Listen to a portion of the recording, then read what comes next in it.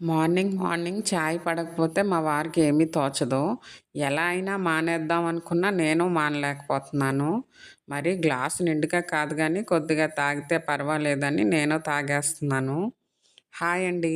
Welcome to iSmart Mahathiraga. నా పేరు లక్ష్మి. మేము రాంచీలో ఉంటాము. అందరూ బాగున్నారా ఫ్రెండ్స్? మేము కూడా బాగున్నాము. లెగవంగానే ఏమి టీ తాగము. కాస్త హాట్ వాటర్ తాగి కొద్దిసేపటి తర్వాత తాగుతాము. హనీ వాటరు తాగేదాన్ని, కానీ మా పాప హనీ బాటిల్స్ ఇవన్నీ వెంటనే ఖాళీ చేసేస్తుందనమాట.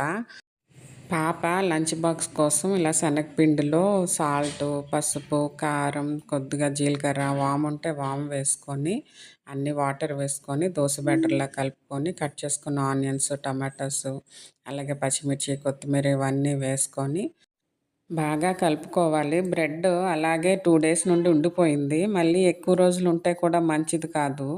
అలా ప్లెయిన్‌గా బటర్‌తో కాల్చిచ్చినా ఇష్టపడరు. అందుకే ఇలా శనగపిండిలో ముంచి పెనంపై వేసుకొని కాల్చిచ్చిన, ఇంకా బ్రెడ్ శాండ్‌విచ్‌లా చేసిస్తే తింటారనమాట. మొత్తానికి ఈ రెసిపీ ఏంటంటే వెజ్ బ్రెడ్ ఆమ్లెట్ అనుకోండి. ఇన్‌స్టెంట్‌గా అయిపోతుంది. ఒకసారి ట్రై చేయండి. చాలా బావుంటుంది. ఇడ్లీ దోశలకి నానపెట్టలేదు, మర్చిపోయాను. ఇంక ఇడ్లీ దోశలు రోజు అన్నా అవి కూడా వద్దంటది. చపాతీ అంటే దానికి సపరేట్గా కర్రీ చేయాలి. ఈరోజు మా వారికి అసలే బీ షిఫ్ట్, వంట కూడా తొందరగా చేసేయాలి. ఇలా బీ షిఫ్ట్ ఉన్నప్పుడు మార్నింగ్ టిఫిన్స్ లైట్గానే ఉంటాయి మా ఇంట్లో. ఉప్మా లాంటివి చేస్తానంటే వద్దంటుంది.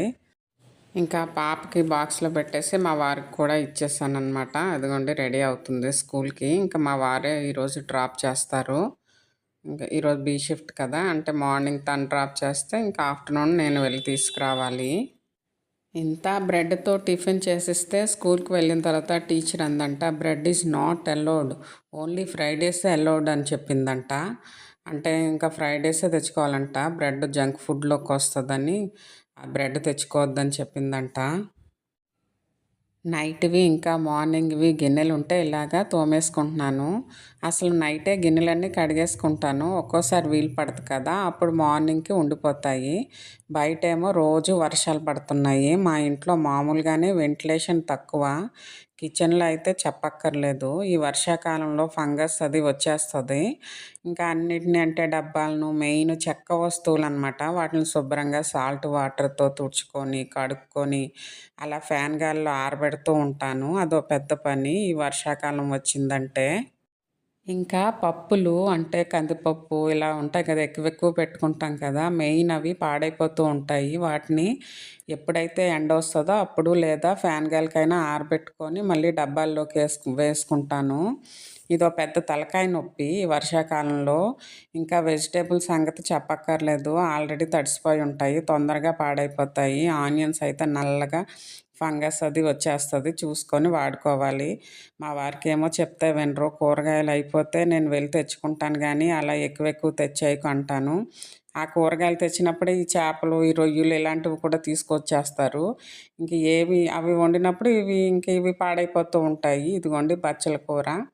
ఇంకా బచ్చల కూరతో ఈరోజు పప్పు చేస్తున్నాను. అది పరవళ్ళు అంటారనమాట. అవి దొండకాయల్లో ఉన్నాయి కదా, అవి కూడా పాడైపోతున్నాయి. ఇంకా అంటే ఆల్మోస్ట్ కూరగాయలన్నీ అయిపోతున్నాయిలెండి. ఇంకా అవి ఫ్రై చేద్దాం అనుకున్నాను కానీ ఇంకా టైం కుదరలేదు. అందుకే ఇంకా బచ్చల కూర పప్పు అది చేసేసాను. వడియాలును ఇంకా చల్లమిరపకాయలు ఉంటే అవి వేపేసాననమాట. ఇంకా సాయంత్రం ఈవినింగ్ బీ షిఫ్ట్ నుంచి వస్తారు కదా, అప్పుడు ఆ పరవళ్ళు అది ఫ్రై చేశాను. మిగతా ఆకుకూరలు ఏమో కానీ బచ్చల ఆకుని క్లీన్ చేసుకొని కట్ చేసుకోవడం చాలా ఈజీగా ఉంటుంది నాకైతే.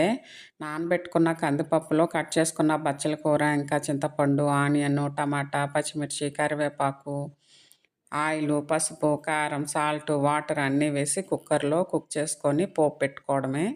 చాలా ఈజీ కదా పప్పు చేయడం. ఈసారి మీరు ట్రై చేయండి. బచ్చల పప్పు చాలా బాగుంటుంది.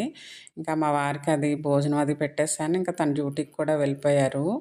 ఇంకా ఆఫ్టర్నూన్ 1:30కి నేను వెళ్ళి స్కూల్కి వెళ్ళి పాపని తీసుకురావాలి. ఇంకా బయలుదేరేటప్పటికి పెద్ద వర్షం.